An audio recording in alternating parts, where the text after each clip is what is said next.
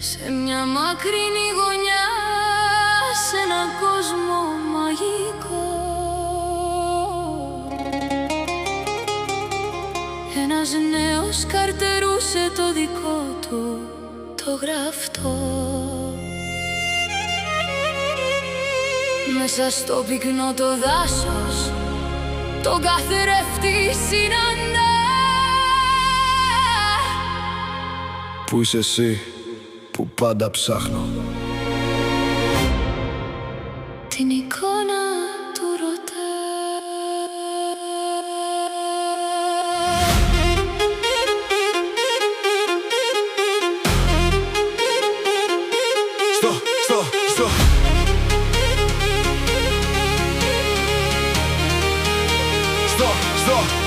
Στο φως που αναδύθηκε η ψυχή του απαντά.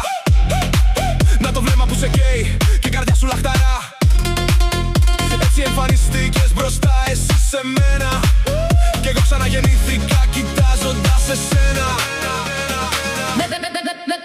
Με πλημμύρισαν ελπίδες, βρήκα πάλι τη φωνή, γιατί όταν μ' αγκάλιασες μου έδωσες πνοή. Ευτυχώς σε βρήκα τώρα σε καθρέφτη μαγικό. Σου το λέω, πίστεψε το πως σε έψαχνα καιρό. Στο φωνάζω πως μου λείπεις, κράτα το σαν φυλαχτό, κι η ψυχή μου ένα ξέρει πως τρελά σε αγαπώ. Έκοψα και σου δώσα τα άνθη της καρδιάς μου, χαμένος στη μαγεία του αόρατο ερωτά σου. Κι αν φέρθηκα επιπόλαια το έκανα σε μένα, γιατί πολύ αγάπησα καρδούλα μου εσένα. Ο εγωισμός τελειώνει, η αλήθεια ξεκινά. Δύο ψυχές που γίνανε ένα σε έναν κόσμο που γελά. Η αγάπη είναι η μαγεία και η ζέστη της ζωής, και ο έρωτας σαν ξύλο καίει το σώμα της ψυχής. Μα ο πάγος καίει εμένα, που τον έρωτα ζητώ,